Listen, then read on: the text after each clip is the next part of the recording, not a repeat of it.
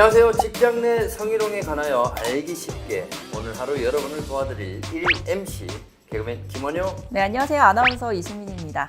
수민 씨, 요즘 직장 내 이 성희롱과 관련해서 이 회사와 관리자의 역할은 점점 강조되고 있지만은 이 구체적인 방안을 마련하고 있는 사업장은 많지 않은 상황이죠. 네, 맞습니다. 이렇게 막상 또 사안이 발생하고 나면요. 네. 뭐 피해자는 물론이고요. 회사가 더 큰 피해를 보는 경우도 우리가 기사를 통해서 종종 접하기도 하죠. 그래서 오늘은 사내 성희롱에 관한 직원들의 여러 가지 고충을 직접 들어보면서 담당자와 관리자의 역할에 대해서 구체적으로 알아보는 시간을 갖도록 하겠습니다. 오늘 직장 내 성희롱 예방에 대해서 말씀해 주실 분 모셔봤는데요. 진선미 공인 노무사님 나와주셨습니다. 안녕하세요. 안녕하세요.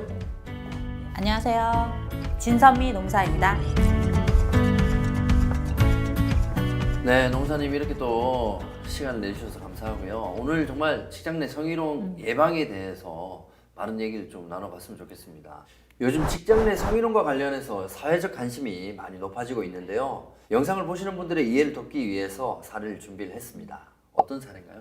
네, 직장 내 성희롱을 신속하고 올바르게 대처하지 못할 경우 어떤 상황이 벌어지는지를 알 수 있는 사례인데요. 함께 보시죠. 몇 년 전 한 회사에서 실제로 일어난 일입니다. 회식 자리에서 남자 사원이 여자 화장실을 불법 촬영을 했는데요. 하지만 남자 사원은 징계 없이 넘어갔습니다. 이후 이 회사에서는 교육 담당자와 인사팀장이 여성 사원한테 성폭행을 시도하는 사건이 발생했습니다.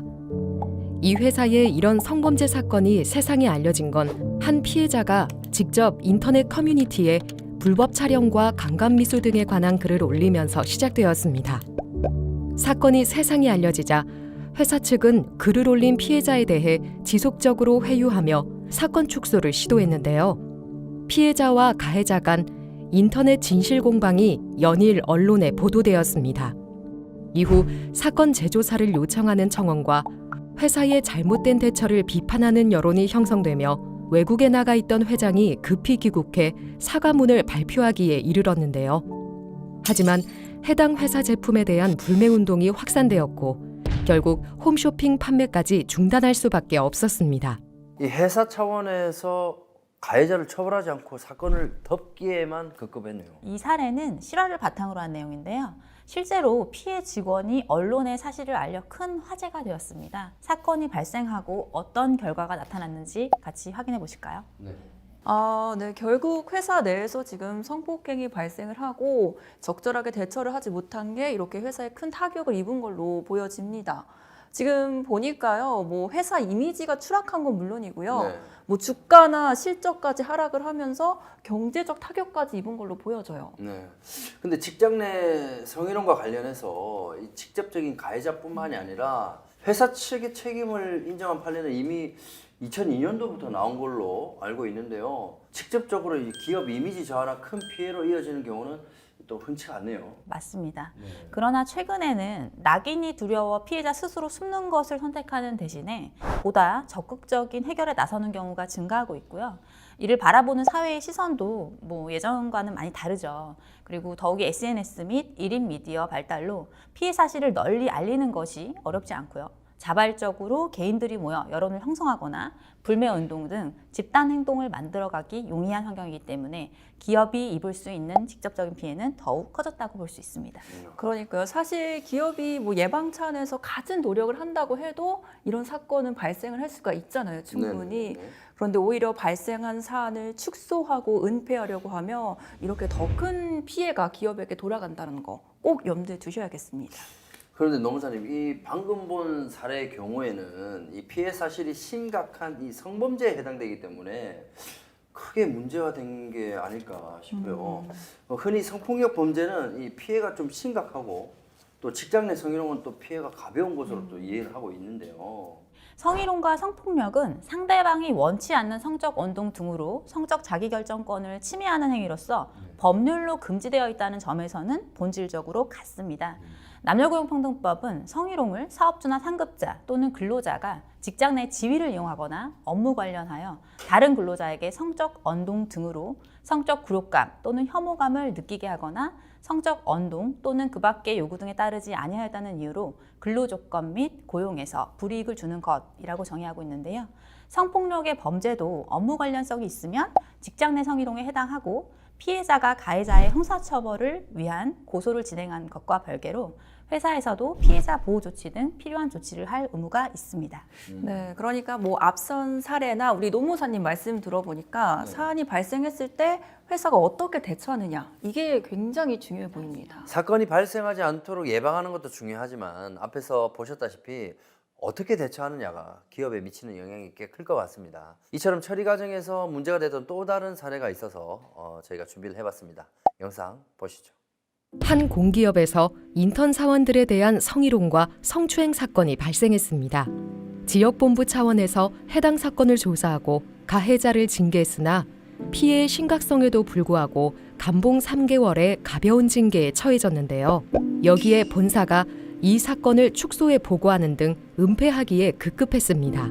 이 과정에서 피해자에 대한 보호 조치 없이 방치하였고 조사 과정에서 성경험에 관한 질문을 받는 등 2차 피해를 입어 결국 피해자가 퇴사하며 사건은 마무리되었는데요. 그러나 2년 뒤 언론을 통해 사건이 보도되면서 문제시되었고 회사 감사실에서 재조사하여 해당 가해자를 파면하였으나 이미 해당 회사의 조직 문화의 문제점에 대한 구체적인 내용의 언론 보도가 계속되었고 시민들의 공분을 사게 되었죠. 뿐만 아니라 국가인권위원회는 회사를 직권조사하고 가해자를 형사고발하는 한편 해당 회사의 근로자 전원에 대한 설문조사 등 실태조사를 실시했습니다. 이 과정에서 회사의 명예가 추락하는 등 피해가 막심했습니다. 자, 그럼 노무사님 해당 공기업에서 추후에 좀 어떤 개선책을 마련한 게 있나요? 축소 은폐 행위를 차단하기 위한 대책으로 각 지역 본부장 및 지역 본부 고충상담원은 성희롱 고충이 제기된 즉시 사장에게 직접 보고도 하고요. 본사 고충상담원에게도 즉시 보고한 후에 조사 및 처리 일체를 지역이 아닌 본부 인사팀 주관 하에 진행하도록 하고 위반 시 엄중하게 문책하도록 방침을 정했습니다. 또한 지속 반복적으로 계층별 특화 교육을 통해 방침의 내용을 전 직원들에게 공유했습니다. 네, 이렇게 피해자와 행위자가 문제 삼지 않겠다 합의를 했다고 하는데요. 자, 그럼 제가 여기서 퀴즈 하나 드려볼게요. 예. 피해자와 행위자가 합의를 하더라도 네. 징계를 할 수 있다, 없다. 과연 뭘까요? 저 정답. X. 징계를 할 수 없다. 네, 왜냐면 이제 당사자인 이 두 사람이 합의를 하잖아요. 합의를 했기 때문에 굳이 뭐 조사를 할 필요가 있을까요? 많은 분들이 그렇게 생각하실 수 있지만 네. 아닙니다. 와. 정답은 징계를 할 수 있다. 인데요. 네, 만약 당사자들끼리 합의가 있다고 하더라도 사측은 조사를 진행해서 조치를 반드시 취해야 합니다. 남녀고용평등법은 직장 내 성희롱이 발생한 경우 누구든지 신고를 할 수 있고 신고가 없더라도 사업주가 성희롱 발생 사실을 알게 된 경우에는 지체 없이 조사할 의무가 있기 때문인데요. 자, 이렇게 정한 이유는요. 직장 내 성희롱이 피해자와 행위자 두 사람의 문제가 아니라 조직의 문제라는 점을 고려한 것입니다. 네, 다음 사연이 또 와 있는데요. 이럴 때는 어떻게 하면 좋을지 노무사님 뭐 조언을 좀 부탁드리겠습니다. 일단 자료화면 보실까요? A는 대학생 신분의 인턴으로 한 회사에 입사했습니다. A의 멘토로 B가 지정되었는데요. B는 장난을 치듯 A의 머리를 쓰다듬거나 팔뚝을 꼬집기도 했습니다. 하지 말라는 요청에도 계속되는 B의 행동. A는 불만이 쌓여갔는데요. 고민 끝에 부서장 면담을 요청해 사실을 말했습니다. 부서장은 A씨의 근무 장소를 다른 곳으로 변경해주겠다며 일단 둘만 알고 있자고 이야기했습니다. A는 B와 다른 부서에서 일하게 되었지만 B는 A를 찾아와 동생 같아서 장난친 거다, 미안하다고 했습니다. A는 놀라고 당황스러웠죠. 생각해보니 둘만 알고 있자고 한 부서장의 말이 떠올라 학교 인권센터에 상담을 요청했습니다. 학교 인권센터에서는 학생에 대한 회사의 조치가 미흡하다고 공문을 보내 성희롱 행위자와 부서장에 대한 제재를 요구했습니다. 일이 커진 상황에서 부서장은 도대체 자신이 뭘 잘못한 건지 알 수 없었습니다. 저는 조금 또 이해가 안 되는 게 이게 뭐가 잘못됐는지 행위자가 사과를 했고 또 조치도 취해졌잖아요. 근데 피해자의 진정한 의사를 제대로 안 듣고 부서장이 임의로 판단하는 게 문제거든요. 그러니까 부서장은 일단 해당 직원의 얘기는 잘 들어줘야 되겠죠. 하지만 부서장 스스로 해결사가 돼가지고 해결하기보다는 회사 내 어떤 시스템이 있을 거라고요. 고충 처리를 담당하는 담당자에게 알려서 회사의 기준에 맞게 정확히 처리할 수 있도록 해야 하겠죠. 그러니까 뭐 우리 둘만 알고 있자라는 이 말은 이 피해자에게 사건을 무마하거나 또 입막음을 하려고 했다라는 오해를 또 살 수 있겠네요. 네, 맞습니다. 피해자의 의사와 상관없이 행위자에게 사과를 하도록 하는 경우 그 자체로 피해자에게 2차 피해가 될 수 있거든요. 상사로서 피해 근로자가 근무 여건에 불편함이 없도록 배려하고 철저히 비밀을 유지해야 합니다. 관리자의 역할을 좀 간과한 게 아닌가, 그렇죠. 네, 이런 생각이 좀 드는데요. 자, 그렇다면 고충 처리 담당자 같은 경우는 보통은 인사부서에서 많이 담당을 하는데 이게 회사 규모에 따라 인사부서가 따로 없는 경우도 있거든요. 네, 이런 그렇죠. 경우는 어떻게 좀 네. 처리를 해야 할까요? 인사부서가 없는 경우에는 사안을 담당할 담당자를 일단 구체적으로 지정해야 되는데요. 이게 규모마다 다릅니다. 말씀하셨듯이. 그래서 30인 이상 사업장의 경우에는 노사협의회를 두도록 하고 있어요. 노사협의회는 근로자위원 3인에서 뭐 10인 이하 이렇게 두도록 하고 있는데요. 근로자위원 중에 회사 구성원이 신뢰할 수 있는 사람으로 일단 지정을 하고요. 30인 이제 미만 사업장이 소규모 사업장이라면 일단 신뢰도 높은 상급자나 사업주 스스로가 고충 담당자의 역할을 할 수 있습니다. 지금 노무사님 말씀처럼 중요한 것은요, 이 회사 구성원들이 신뢰 가능한 사람을 또 지정을 하는 것이고, 성희롱 고충 처리 담당자가 누구인지 모든 직원들이 알 수 있도록 해서 이 사안이 이제 발생할 경우에 담당자에 의해서 신속하게 도움을 받을 수 있도록 해야 될 것 같네요. 특히 또 이 직장 내 성희롱 문제를 제대로 처리하지 않은 경우에는 노무사님 뭐 법적 처벌까지 가해질 수 있다고 하는데 구체적으로 어떤 처벌인가요? 회사 측이 성범죄 방지에 필요한 주의 의무를 다한 것으로 보기 어렵다고 판단할 경우 회사 또한 가해자와 연대해 위자료 등을 배상하라는 판결이 내려지기도 합니다. 뭔가 결국은 회사의 과태료가 부과가 되는 형식이네요. 남녀고용평등법은 직장 내 성희롱 발생 시 사안의 처리를 위한 사업주의 의무사항을 규정하고 있기 때문에 각 의무사항 위반 시에는요, 과태료 부과, 특히 피해자 등에 대해 불이익 처분 등 2차 피해를 야기한 경우에 형사처벌 대상이 될 수 있습니다. 네, 이 직장 내 성희롱에 대한 적절한 조치를 취하기 위해서는 관리자 그리고 고충 처리 담당자들이 그 처리 절차를 잘 이해하고 숙지하는 게 무엇보다 중요하잖아요. 네. 자, 그렇다면 정말 딱 사건이 발생했을 때 어떻게 단계별로 좀 처리를 할 수 있을까요? 구체적인 단계는 지금 나오는 표와 같습니다. 이 표를 대략적으로 설명드리면요. 일단 직장 내 성희롱이 발생할 때에는요, 누구든지 신고할 수 있거든요. 네. 그래서 뭐 사내 소문으로 인해서 회사가 먼저 인지하는 경우도 있을 거고, 아니면 직접 피해를 당한 당사자가 상담을 회사에 신청할 수도 있을 거고, 아니면 제3자가 고충 신고를 한다든지 익명으로 투서를 내는 경우도 있어요. 그래서 회사가 이제 인지해서 상담을 착수하게 되는데요. 기본적으로 상담 단계에서는 사실관계 확인이 가장 중요합니다. 그래서 네. 육하 원칙에 따라서 사실관계 확인을 하고요. 조사 단계로 넘어가는데 행위자와 피해자를 각각 이제 조사를 하게 되는데요. 여기서 중요한 게 피해자에 대해 성적 수치심을 느끼게 하면 안 된다. 이렇게 법에 규정하고 있어요. 이제 심의 단계에서 우리가 이제 고충심의위원을 구성할 수도 있고, 아까 말씀드렸듯이 고충 상담원에 의한 상담에서 심의 단계로 이루어질 수 있는데요. 이때는 유념하셔야 될 게, 일단 조사 과정에서 피해자가 요구하는 경우에 네. 그 배치 전환이라든지 유급휴가 명령이라든지 근무 장소 변경을 해야 되고요. 그 다음에 심의 과정 후에 성희롱이 판단이 된다 했을 때는 피해자가 요구하면 아까 말씀드렸듯이 유급휴가 명령, 근무 장소 변경, 배치 전환 이런 조치를 해야 되고요. 근데 원하지 않는 경우에는 실시하면 안 됩니다. 전반적으로 단계를 설명드리면 이렇고요. 지속적으로 모니터링해서 이와 같은 행위가 반복되지 않도록 회사는 조치를 취해야 되겠습니다. 네, 이렇게 해서 저희 지금까지 직장 내 성희롱의 처리 원칙과 사용자의 책임에 대해서 한번 알아봤는데요. 계속해서 다음 2부에서는요, 직장 내 성희롱의 사건 처리 단계별 가이드에 대해서 안내해 드리도록 하겠습니다.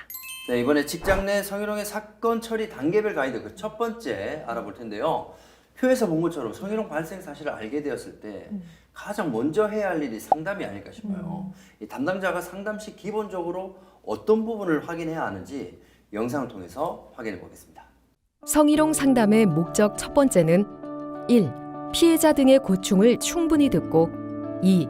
청취한 사실관계를 육하원칙 하에 기록하여 이후 사건 조사 단계의 기초 자료가 되도록 하는 데 있습니다. 이를 위해서는 피해자의 언어로 상황이 구체적으로 묘사될 수 있도록 열린 질문으로 묻고 객관적 언어로 다시 확인하는 과정이 필요합니다. 그리고 그 사람이 만졌나요? 그리고 나서 무슨 일이 일어났어요? 그래서 하지 말라고 하셨나요? 그에 대해 본인은 무슨 말이나 행동을 하셨나요? 그래서 기분이 나쁘셨어요? 그런 행동에 대해 어떻게 느끼셨나요? 네, 그렇군요. 지금 하신 말씀이 이런 뜻인가요? 이런 과정을 통해 피해자가 처한 상황을 객관적이고 정확하게 인지한 상태에서 고충 처리 절차와 법적 구제 제도 등 취할 수 있는 구제 방법에 대한 충분한 검토가 가능하도록 사내 처리 절차와 외부 처리 절차에 대해서 상세히 설명해 줍니다. 궁극적으로 피해자가 스스로 만족할 수 있고 현실 가능하며 피해 회복에 적합한 방안을 찾도록 조력해야 합니다. 피해자들이 원하는 해결 방식 중 그 한계를 반드시 알려야 하는 것들도 있습니다. 저는 행위자의 공개 사과를 원합니다. 사과를 요청할 수 있지만 행위자에게도 양심의 자유가 있어 강요하거나 명령할 수 없다는 점. 또 사과를 하더라도 피해자가 원하는 피해 사실에 대한 조건 없는 인정으로 시작하는 진심 어린 사과의 내용으로 볼 수 없는 경우도 있을 수 있다는 점. 이 경우 공개 사과가 오히려 진정성 있는 사과와 이를 통한 행위자에 대한 단죄로 이어지지 않고 피해 사실이 공개됨으로써 피해자에 대한 2차 피해만 양산할 수 있다는 점을 안내해야 합니다. 저는 행위자에 대한 무조건적인 해고를 원합니다. 회사는 기준에 따라 엄정하게 심의하고 조사 결과 인정된 사실관계에 따라 합당한 책임을 물어 징계할 것이라는 점을 분명히 밝힙니다. 피해자의 입장에서는 가장 높은 수준의 징계를 원할 수밖에 없다는 점을 공감하되 징계 수위는 현 단계에서 판단할 수 없고 해고라는 결론을 단정적으로 약속할 수 없음을 알려야 합니다. 또한 피해자가 해고를 강력히 원하는 이유를 들어주고 그것이 2차 피해에 대한 불안감 때문이라면 당사자 분리 조치와 모니터링으로 충분히 보호하고 2차 피해를 유발하는 경우도 중징계로 다룰 수 있다는 점을 알려야 합니다. 저는 신고 사실에 대한 비밀은 유지하되 행위자에 대한 조사와 징계를 원합니다. 행위자에 대한 징계는 노동위원회 구제 신청 등 회사와 행위자의 법적 분쟁의 대상이 될 수 있기 때문에 정확한 사실에 근거하여야 하고 행위자를 조사하는 과정에서 피해 사실을 확인하려면 누가 피해 신고를 하였는지에 대해 알려주지 않는다고 하더라도 행위자가 유추할 수 있어 비밀 유지에 한계가 있을 수 있다는 점을 알려야 합니다. 마지막으로 상담 단계에서 확인할 사항은 조사 등 처리 절차 진행 전 피해자 보호를 위한 적절한 조치입니다. 상담 과정에서 확인할 사항을 체크하는 것도 필요합니다. 들어보니까 상담 과정에서도 고려해야 될 점이 굉장히 많아 보입니다. 아무래도 이제 고충 처리 담당자가 상담을 통해서 사안을 가장 먼저 접할 텐데요. 이 담당자가 그냥 딱 생각하기에 뭐 행위자가 사과를 하고 뭐 재발 방지 약속 정도면은 원만하게 해결이 되겠다. 이렇게 스스로 판단을 하고 행위자한테 사과를 하도록 하는 거. 이거 어떻게 생각하세요? 그거는 본인 이제 상담자의 역할을 넘어서는 거죠. 피해자의 어떤 상담 시에는 피해자가 이 문제를 어떻게 해결하는지를 원하는지 듣고 파악하고 객관적인 뭐 처리 방식에 대해서 안내를 해줘야 되는 건데 피해자 스스로가 결국에는 적절한 방법을 선택해서 문제를 해결할 수 있도록 돕는 과정이거든요. 따라서 피해자가 원하지도 않는데 담당자가 임의로 해결 방법을 선택하고 그 방법으로 본인이 해결하려고 시도를 해서는 안 된다는 거죠. 네. 그러니까 피해자 입장에서 생각해 보면 그렇죠. 뭐 피해자의 의사나 뭐 회사의 적극적인 개입 의무 같은 것을 다 무시하고 그냥 사과로 이걸 덮으려고 하는구나. 그렇죠. 무마하려고 이렇게 한다. 좀 느낄 수도 있을 것 그렇죠, 같아요. 그렇죠. 맞습니다. 특히 남녀고용평등법 제14조 제2항은 성희롱 발생 사실을 알게 된 경우에 지체 없이 그 사실 확인을 위한 조사를 하여야 한다고 정하고 있는데요. 피해자가 조사에 협조하지 않아서 더 이상 사건 조사가 어려운 경우, 이런 경우를 제외하고는 조사를 거쳐서 사건을 공식적으로 처리하는 것이 원칙입니다. 네. 이렇게 상담 이후에는 또 조사를 개시해야 될 텐데요. 피해자가 상담만 하고 그 이후 절차 개시를 원하지 않는 경우는 이거 어떻게 해야 될까요?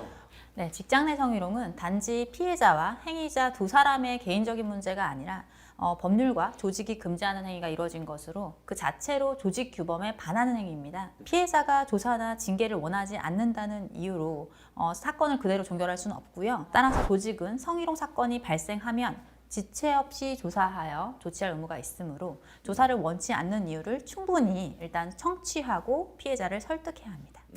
네, 그렇게 해서 결국 조사가 개시가 된다면 좀 더 공정하게 판단하기 위해서 올바르게 질문하는 방법이 또 따로 있을까요? 최대한 피해자의 의사를 존중해야 하나 그것이 이제 피해자의 의사에 따라 모든 것을 결정하라 이런 건 아니고요. 네.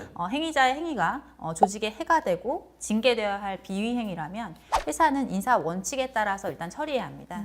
다만 피해의 경중과 재발 가능성 및 피해자의 2차 피해 우려의 정도 등을 고려해서요. 조사 절차를 진행하지 않도록 결정하는 경우라도 일단 성희롱 예방 교육 실시해야 되고요. 조직 문화 개선을 위한 캠페인 등 재발을 방지하기 위한 조치를 취하여 간접적으로 경고해야 되겠죠. 그리고 피해자의 근무 환경에는 별 문제가 없는지 지속적으로 모니터링해서 피해자를 보호해야 합니다. 마지막으로 피해자의 생각이 바뀌거나 상황이 바뀌면 언제든지 상의할 수 있다는 가능성을 열어두고요. 이 부분을 충분히 피해자한테 이야기해주고 행위가 만약에 반복될 경우에 더 크게 악화되기 전에 필요한 조치를 취해야 되겠죠. 그래서 안내해야 합니다.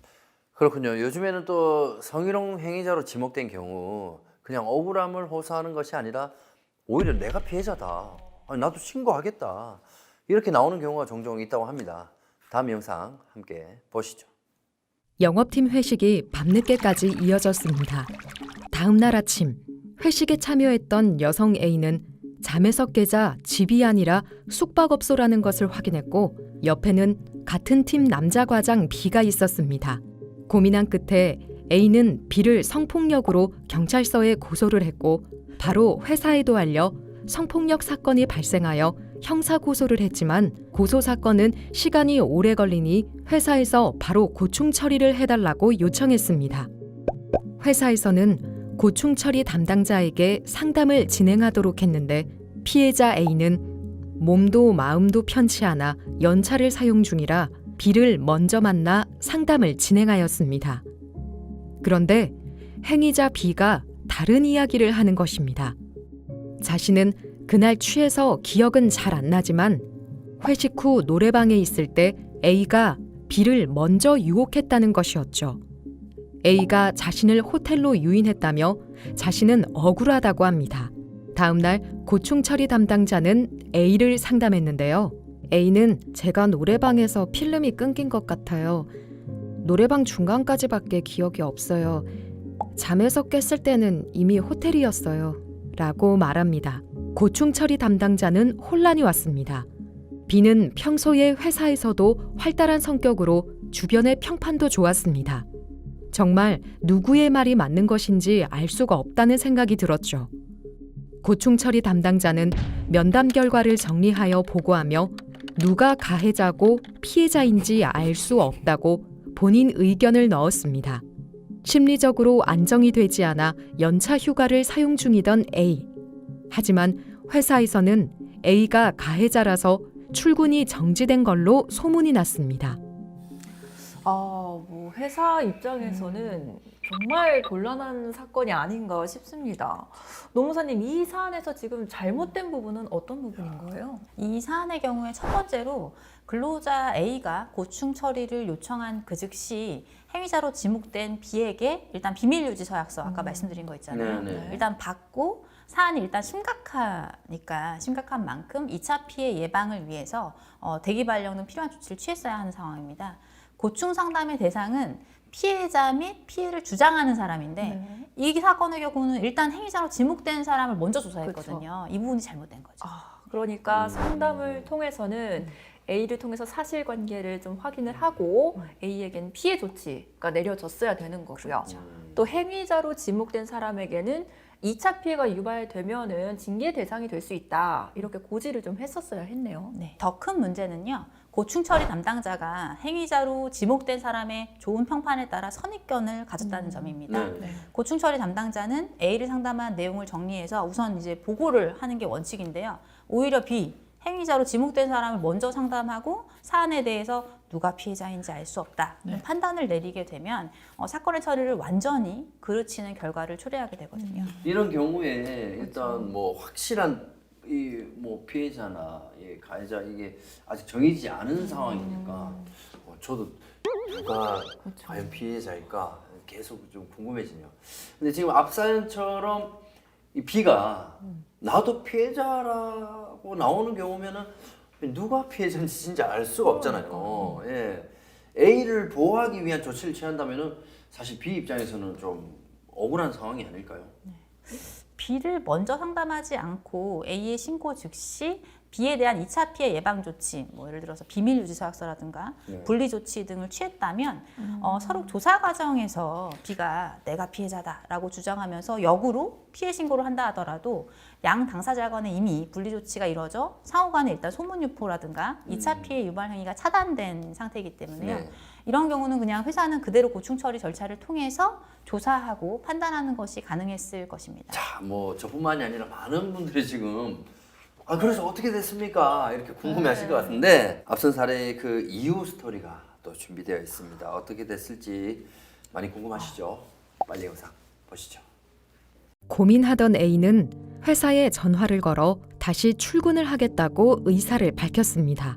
이후 인사 담당 팀장은 당사자 분리 조치를 해야 하고 지금 상황에서는 업무를 수행하는 게 불가능할 것 같으니 A와 B 모두에게 대기 발령을 하겠다는 연락이 왔습니다.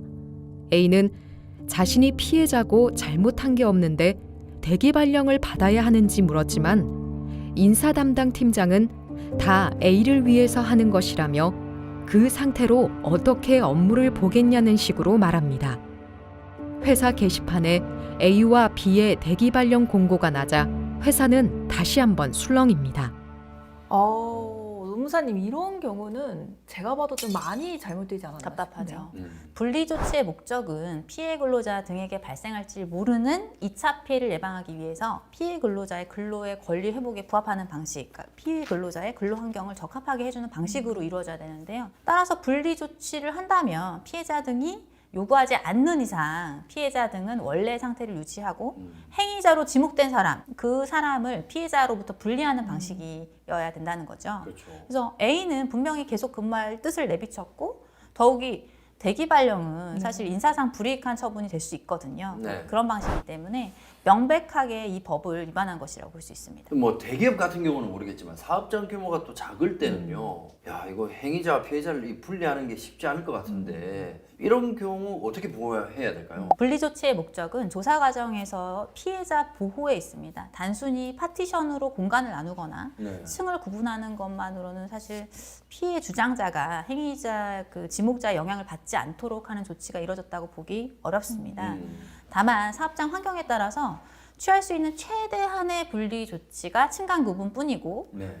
더 이상 취할 수 있는 조치가 없다면 일단 뭐 그 정도의 분리 조치도 뭐 인정될 수 있겠습니다. 또한 행위자를 배치 전환한다든지 사안이 중요한 경우에는 조사 기간 동안 대기 발령을 명령할 수도 있고요. 피해 근로자 등에게 유급휴가를 부여하는 방식을 고려할 수 있습니다. 하지만 이 경우라도 피해 근로자 등의 의사에 반하는 조치를 해서는 안 됩니다. 네, 그러면 지금까지 한 말을 한번 쫙 종합을 한번 해보면요. 네. 우선 상담의 대상은 행위 지목자가 아니라 피해 주장자이다. 네. 그리고 조사에 들어가기에 앞서서 비밀유지 서약서 및 가해자 피해 근로자 분리 등 이 보호 조치가 반드시 필요하다. 그리고 마지막으로 피해자 보호 조치라는 명목으로 피해 근로자 등의 의사에 반하는 조치를 취해서는 안 된다. 이렇게 정리해 볼 수 있을 것 같습니다. 네, 그러면 계속해서 조사 절차는 또 어떻게 되는지 한번 살펴볼까요? 조사 순서와 방법에 대해서 특별히 법률이 정해지진 않았지만 상담 내용을 기초로 조사 대상 및 순서와 방법, 일정 등을 구체적으로 정한 조사 계획을 수립하고 피해자, 목격자 및 참고인, 증거 및 정황 증거 확인, 행위자 순서로 조사를 합니다. 사람에 대한 조사는 직접 대면 조사를 원칙으로 하고 상황에 따라 전화, 서면 조사를 할 수 있음. 필요한 경우 진술조서 형식의 문답서를 이용, 신고인 및 참고인 등이 피신고인 등에 대해 자신의 신원이 알려지지 않기를 원한다면 익명조서를 작성하는 방법으로 보호 가능. 단, 행위자 조사 시 사실관계 확인을 위해서는 특정 사실을 밝혀야 하므로 100% 익명이 보장되는 데에는 한계가 있음을 알려야 함. 당시 정황의 확인이나 감정에 대한 질문, 대처와 관련하여 질문을 할 때는 질문으로 인해 또 다른 정신적인 피해나 성적 모욕감을 느끼지 않도록 각별히 유의. 있었던 사실을 객관적으로 확인하는 과정으로 피해자나 상황에 대한 조사자의 판단이나 생각을 말하는 절차가 아니라는 점, 즉 조사의 목적을 분명히 인식, 외부 전문가를 조사에 참여시키거나 외부 전문가의 조사를 위탁할 수 있으며 공공기관장 등 임원이 행위자인 경우는 상급기관에서 외부 전문가를 포함한 고충심의위원회를 먼저 구성하여 위원회를 통해 조사가 이루어지도록 해야 함. 이렇게 조사를 하는 과정에서 특별히 뭐 녹음이나 영상이 없다면은 사실관계를 인정하기가 쉽지 않을 것 같아요. 네. 어떤 기준으로 사실관계를 판단을 해야 될까요? 일단 양 당사자의 진술이 엇갈릴 때 결국 어떤 사람의 진술에 신빙성이 있는가 이게 중요하겠죠. 그래서 진술의 신빙성을 판별하는 인권위원회와 법원의 기준에 준해서 판단해 볼 수 있습니다. 피해자 등의 진술의 신빙성 유무를 판단함에 있어서 법원은 진술 내용 자체의 합리성이라든지 논리적 모순 이런 것들을 보는데요. 일단 물증 또는 제3자의 진술과의 부합 여부 등 이런 것들과 포함해서 법관의 면전에서 선서하게 돼 있거든요.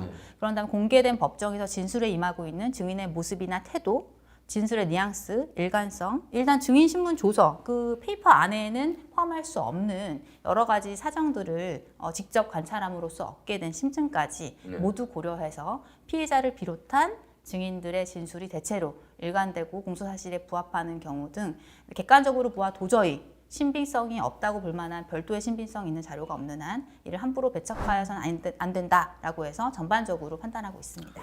오해가 생기지 않도록 잘 판단을 해야 되겠네요. 그렇죠. 네네. 예, 방금 말씀드린 법원의 그 판정 기준에 대해서 일례를 하나 말씀드리자면 그 교수의 연구실에서 인터넷 쇼핑 방법을 이렇게 알려준 다음 일어서는 지도 학생이자 연구조교인 피해자를 끌어안고요. 볼에 이제 자신의 볼을 갖다 되었다는 사실을 인정한 판결이 있었는데요. 그 판결의 근거는 피해자의 진술이 매우 구체적이고 일관됐다라는 거죠. 연구조교였던 피해자가 원고에 관해서 굳이 악의적인 거짓말을 할 아무런 동기나 이유가 없다는 점, 그리고 이제 원고도 내가 악순했다, 그리고 손을 꽉 잡고 그냥 다른 손 잡았어 이렇게 이제 주장을 한 거예요. 근데 신체접촉은 일단 인정했다는 거죠. 그렇다는 점, 그리고 원고가 그와 같은 정도의 신체 접촉만 했다면 피해자가 다음날 지도교수인 원고를 찾아가서 이에 대해서 항의하였다고 보기 어려운 점을 종합하면 피해자의 진술을 신빙할 수 있고 따라서 원고가 피해자를 끌어안고 피해자의 볼에 자신의 볼을 갖다 댄 사실이 인정된다는 것이었습니다. 국가인권위원회에서 판결한 것도 있죠. 그렇습니다. 피진정인의 주장은 이런 거 많이 하잖아요. 술에 취해 기억이 나지 않는다. 맞아요. 이런 것이었는데요. 신임 교수 임용 과정에서 불거진 성추행 사건에서 술에 취해 기억이 나지 않는다는 피진정인의 주장에 국가인권위원회는 이런 판단을 내렸습니다. 자료화면 함께 보실까요? 네. 인권위원회의 판단.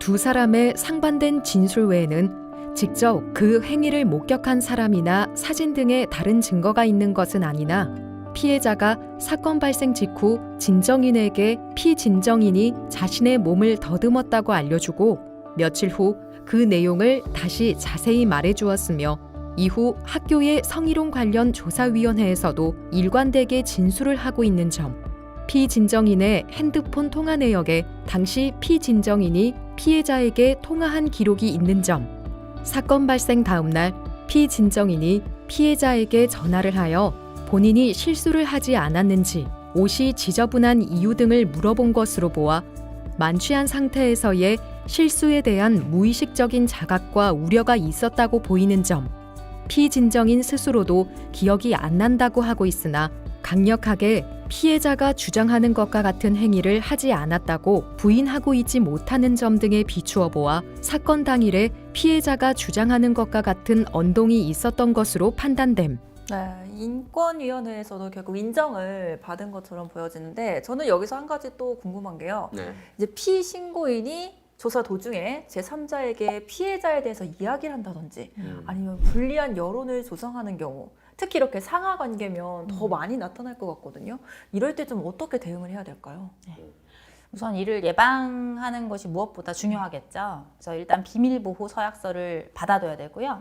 피해자 등에게 접근하거나 신고 사실을 유포하거나 피해자 등에 대한 언급 사실 여부와 관계없이 조직 구성원에게 이를 전달하는 경우 이거는 2차 가해로 볼 수 있거든요. 그렇기 때문에 신고 사항과 별개의 추가적인 징계 사유가 될 수 있고, 그렇기 때문에 오프 더 레코드 일단 기밀을 유지해야 되고, 또 더 나아가서는 이걸 기밀을 누설했을 때는 명예훼손죄에 해당할 수 있음을 명확히 알리는 것이 중요합니다.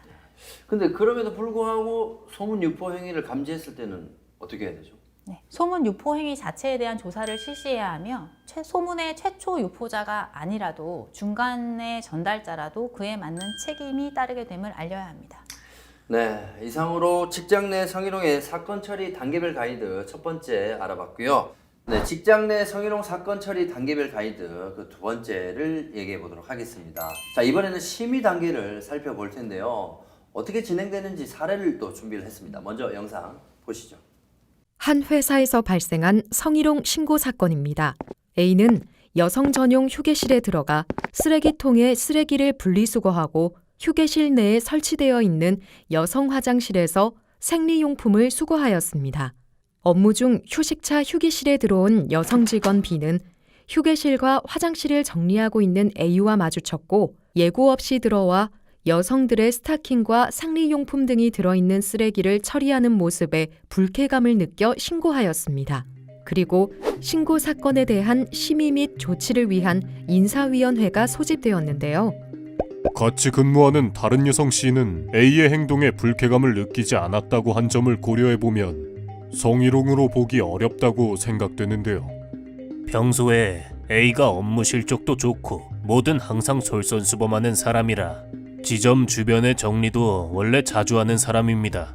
직원들 휴게실이 정결하지 않으니 배려하는 차원에서 한 일일 텐데 이렇게 신고가 접수되니 안타깝네요. 여직원들을 배려하는 마음으로 휴게실과 화장실의 쓰레기통을 비우신 것 같기는 하지만 남성 상사가 내가 사용하는 화장실 생리용품을 수거했다는 것이 많이 민망하긴 합니다. 우선 여성 휴게실은 수유실도 겸하고 있고 교대 근무하는 여성들이 잠시 수면도 취하는 곳인데 예상치 않게 휴게실에서 남성 상사를 마주친 상황 자체는 불쾌할 수 있을 것 같기는 한데 화장실 쓰레기 수거는 원래 그 업무를 담당하는 분도 남성 아닌가요? 그렇다고 하더라도 그 업무를 하기 위해 고용된 평소 함께 근무하지 않는 남성이 수거하는 것과 매일 얼굴 보고 함께 일하는 상사가 분리수거하는 것은 좀 다른 문제 같아요. 사생활 침해인 것 같기도 하고요. A가 지점장으로서 원래 솔선수범하는 타입이라 평소에 주차장 같은 곳 쓰레기도 줍기도 한다고 하니 결코 다른 뜻이 있었던 것은 아닐 것 같은데요. 최종적으로 다수결로 정하도록 하겠습니다. 다들 성희롱 여부에 대한 의견을 밝혀주세요. 지점장이 배려 차원에서 한 일을 성희롱으로 몰아가는 것은 동의하기 어렵습니다. 위원 3의 얘기를 들어보니 여성들 입장에서는 불쾌할 수도 있겠지만 성희롱까지는 아닌 것 같습니다. 저는 기권하겠습니다.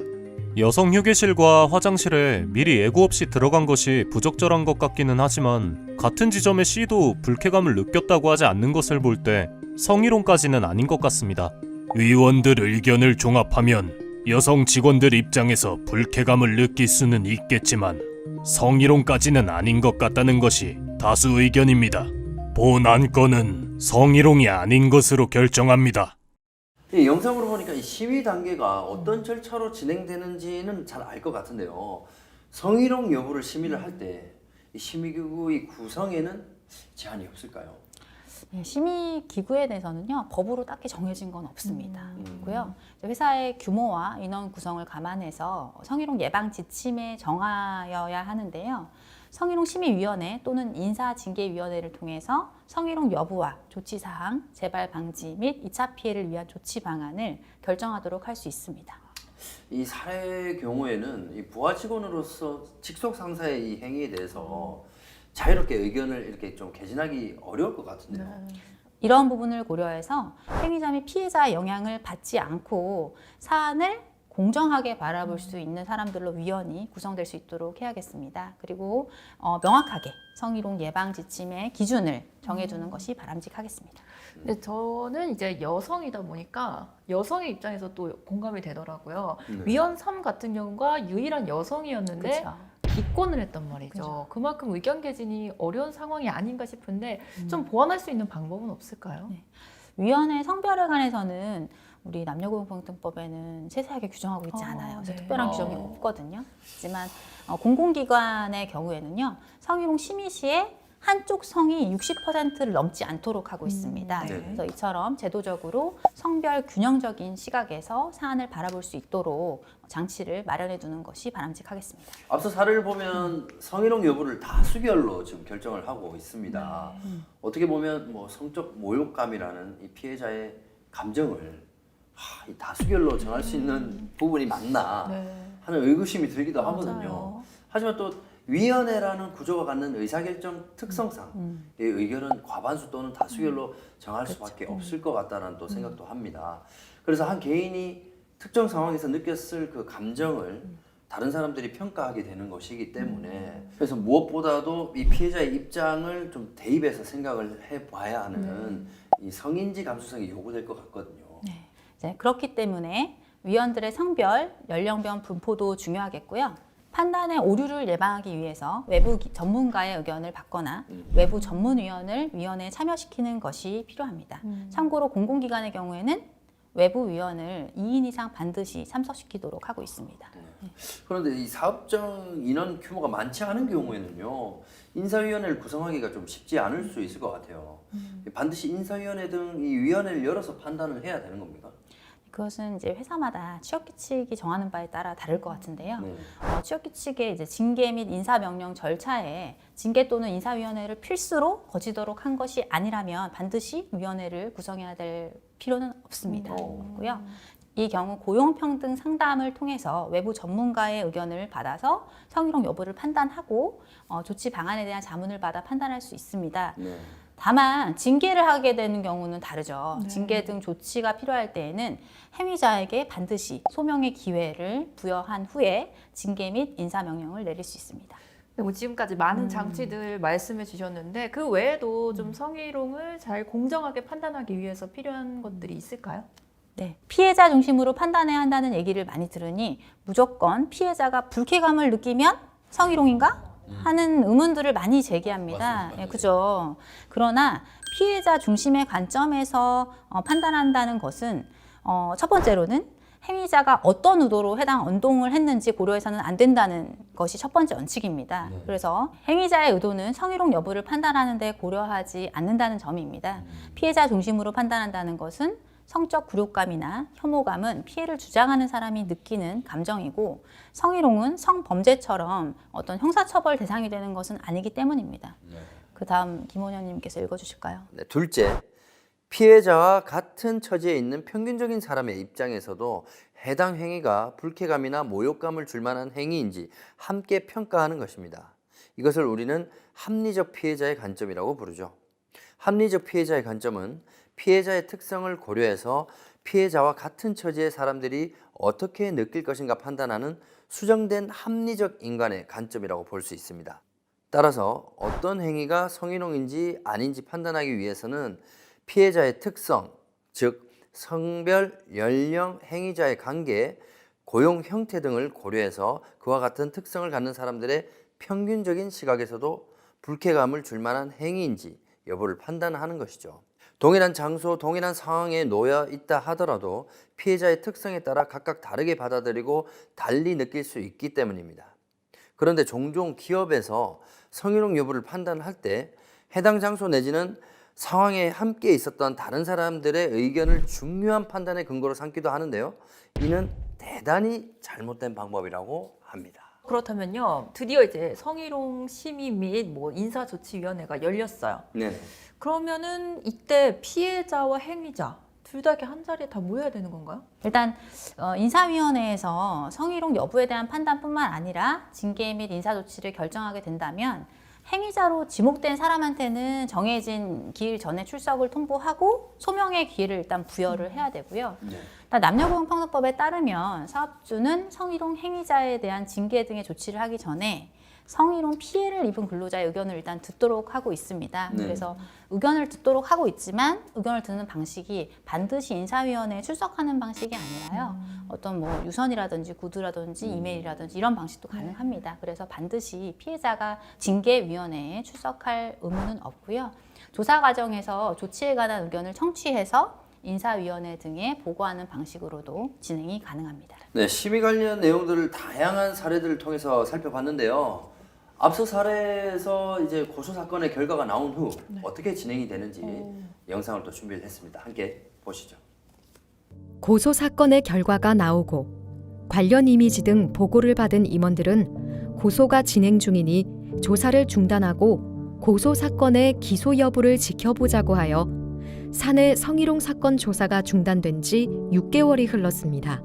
그동안 A는 고소 사건의 검찰 조사를 위해 사건 당일의 CCTV 영상 확보를 위해 백방으로 뛰고 자료를 제출하며 힘들게 조사에 응했으나 검찰의 수사 결과는 증거 불충분, 피해 즉시 경찰을 찾지 못한 결과 결정적 증거 확보에 실패했는데요.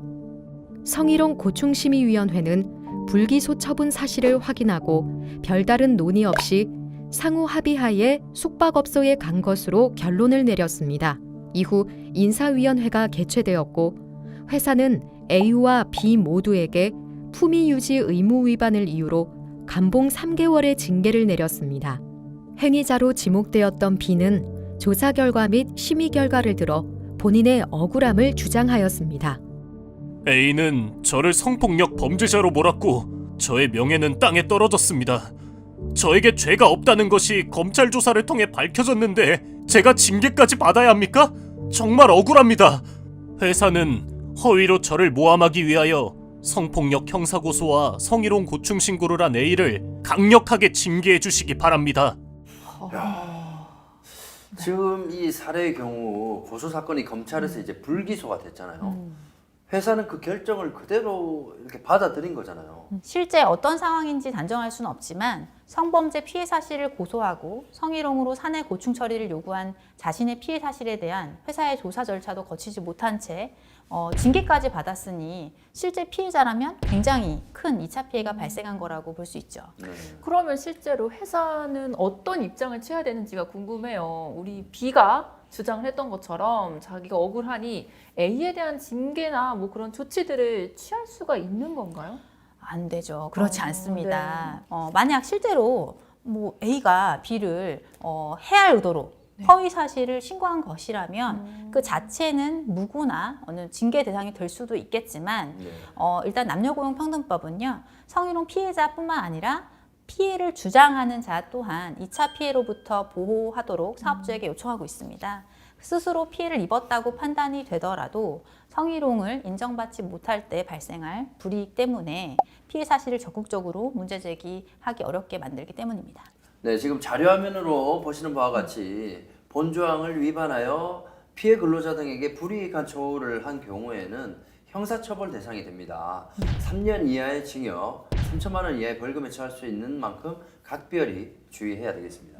네, 또한 양벌 규정이 적용돼서요. 법인의 대표자나 법인 또는 개인의 대리인, 사용인, 그 밖의 종업원이 그 법인 또는 개인의 업무에 관하여 위반 행위를 한다면 그 행위자를 벌하는 외에 그 법인 또는 개인에게도 해당 조문의 벌금형을 과할 수 있기 때문에 더욱 살피고 주의해야 한다고 합니다. 만약 사례와는 다르게 성희롱으로 인정이 된 경우에는 특별한 사정이 없으면 징계를 내려야 할 텐데요. 징계는 또 어떤 기준으로 수위를 결정을 할 수 있을까요? 그죠. 징계 사유가 확인이 되면은 징계 수준을 결정해야 되는데 네. 일단 성희롱 행위자에 대한 징계 수준을 정하는 기준으로는 성희롱 행위의 양태 및 정도, 의도성, 지속성, 반복성, 행위자의 지위, 피해자의 피해 정도, 피해자의 의견 등을 고려해서 결정합니다. 방금 말씀드린 것들을 기준으로 회사마다 징계 기준은 달리 정하고 있을 텐데요. 그중 대표적인 사례를 하나 살펴보겠습니다. 네네. 징계 기준표에 따른 징계 수위도 결정해야 되는데요. 그 표를 보시면 비위 유형에 따른 그 유형이 쭉 나오는데 네. 성폭력이라든가 성희롱 이런 게 나오고요. 비위의 정도에 따라서 징계 수준을 정할 수 있습니다. 그래서 가장 심한 경우에 해고죠. 파면 여기서는 해고를 의미하고요. 네.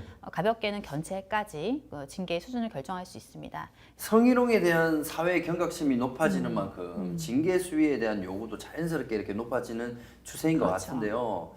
근데 그렇다고 하더라도 언어적인 성희롱은 중징계 대상으로 삼기는 좀 어렵지 않을까요? 보통 그렇게 생각들 하시는데요. 네. 언어적 성희롱도 그 나름입니다. 반복되거나 지속된 경우에는 징계 수위를 좀 강하게 정할 수도 있는데요. 반복. 그래서 그 횟수나 행위자의 지위 등 다른 조건의 차이가 없다면 네.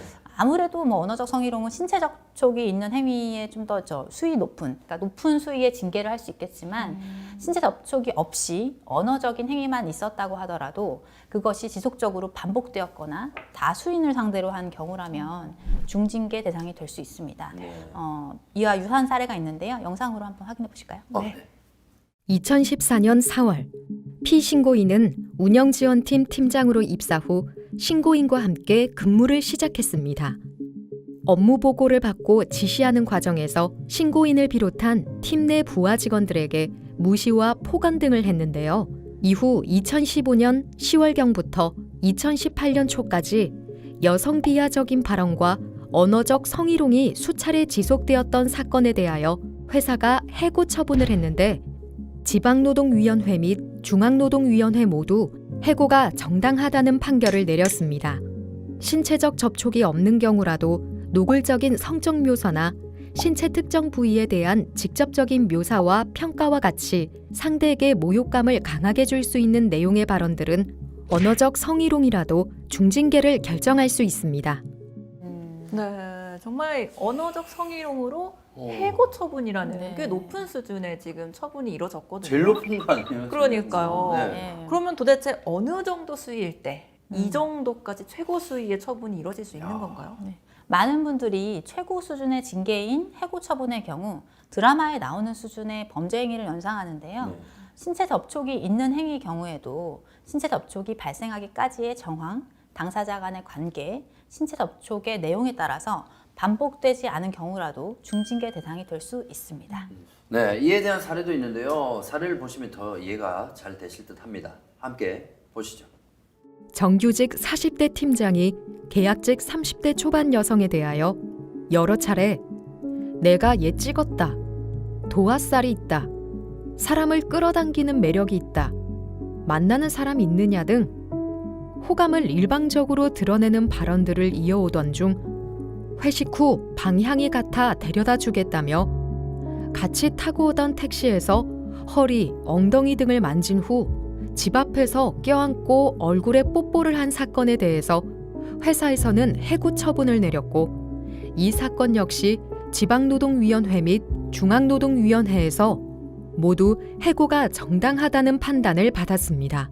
이 사안의 경우에는 행위자가 미혼인 남성이라고 하더라도 원치 않는 일방적인 호감을 드러내는 것 자체가 네. 성희롱 행위가 될 수 있는데 일단 그러한 표현이 반복되었고요. 상대가 계약직 직속 부하 여사원이라는 점, 사회적 지위가 불안정한 상황이죠. 네. 계약직이기 때문에. 그리고 비록 신체적 접촉이 반복된 것은 아니더라도 허리, 엉덩이를 만지거나 볼에 뽀뽀를 하는 것은 그 자체로 노골적인 성적 표현이죠. 그렇기 때문에 고의성을 인정할 수 있는 행위이기 때문에 이렇게 해고 처분까지 정당하다고 판결이 난 것 같습니다.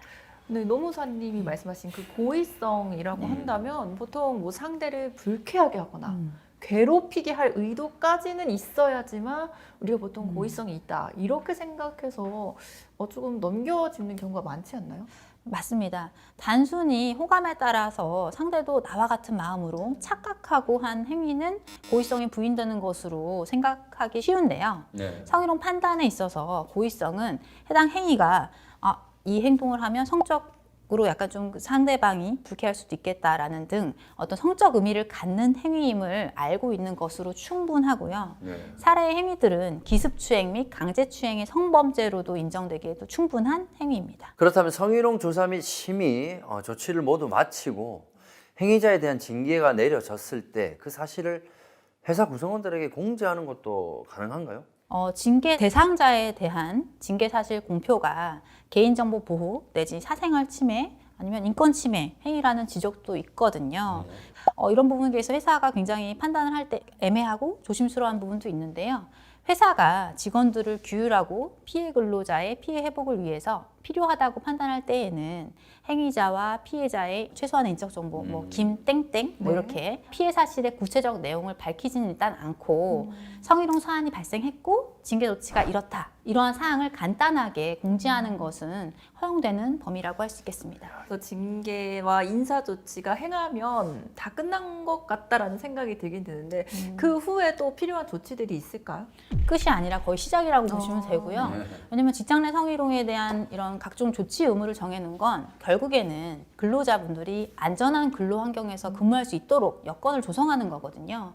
그래서 피해자에 대한 보호 조치와 피해자 등에 대한 불이익 처우, 2차 피해 유념하셔야 되고요. 일단 불이익 처우가 금지됩니다. 그래서 성희롱이 인정된 경우에 피해 근로자가 요청하면 근무 장소 변경, 배치 전환, 유급휴가 명령 등을 적절한 조치를 취할 의무가 사업주에게 있습니다. 네.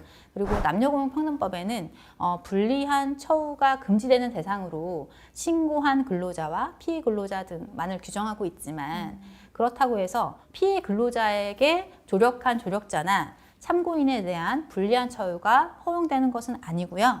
피해 근로자의 조력자나 참고인 등에 대한 불리한 처우로 피해 근로자 등에게 정신고통을 입혔다면 이 또한 남녀고용평등법의 불리한 처우로 인정될 수 있고 민사상 손해배상 책임이 따를 수 있습니다.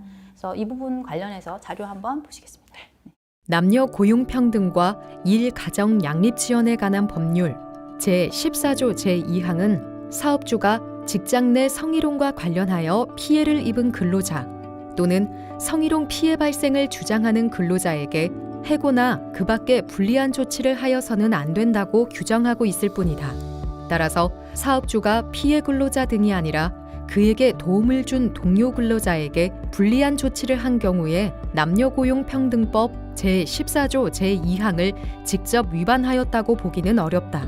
그러나 사업주가 피해 근로자 등을 가까이에서 도와준 동료 근로자에게 불리한 조치를 한 경우에 그 조치의 내용이 부당하고 그로 말미암아 피해 근로자 등에게 정신적 고통을 입혔다면 피해 근로자 등은 불리한 조치에 직접 상대방이 아니더라도 사업주에게 민법 제750조에 따라 불법 행위 책임을 물을 수 있다. 사업주는 직장 내 성희롱 발생 시 남녀고용평등법령에 따라 신속하고 적절한 근로환경 개선책을 실시하고 피해 근로자 등이 후속 피해를 입지 않도록 적정한 근로 여건을 조성하여 근로자의 인격을 존중하고 보호할 의무가 있다.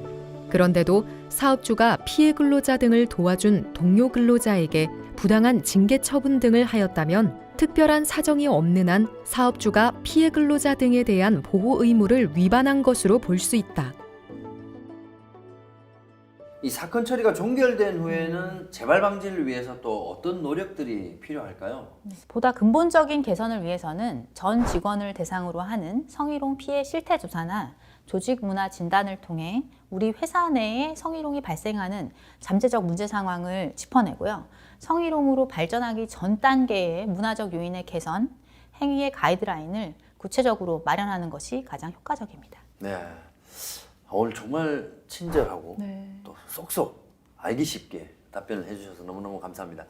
자, 이것으로 직장 내 성희롱 처리 원칙과 처리 과정에 대한 단계별 가이드를 자세하게 알아봤는데요. 직장에서 이 성희롱과 같은 문제가 애초에 발생하지 그렇죠. 않는다면 좋겠지만은 발생을 하더라도 담당자의 이 현명한 처리가 사건을 슬기롭게 해결하는 열쇠가 아닌가 싶습니다. 네, 맞습니다. 오늘 그 열쇠 우리 노무사님 덕분에 시청하신 모든 분들께서 이미 쥐고 계시지 않을까 싶은데요.